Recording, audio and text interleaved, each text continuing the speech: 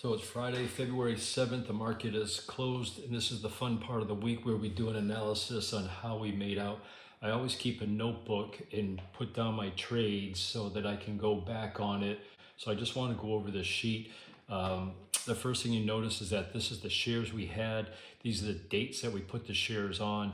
So if you look at the first example, on January 28th, we sold 1,000 shares of QBTS.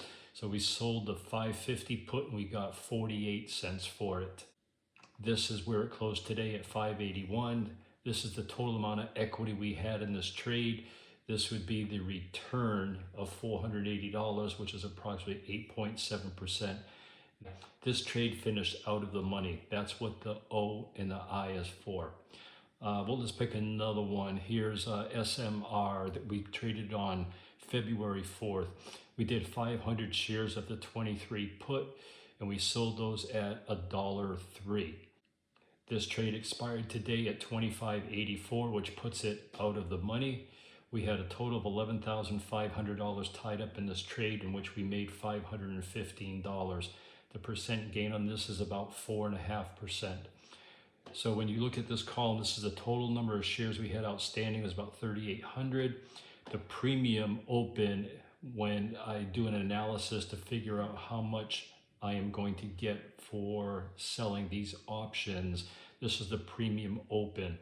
So therefore the premium gain was 23.71. The only way this sometimes changes is if I buy back one of these options. So the premium open would be the same, but the gain may be less because I had to purchase the shares back.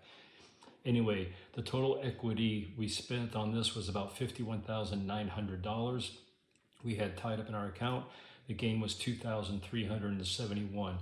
So we had about a 4.57% gain.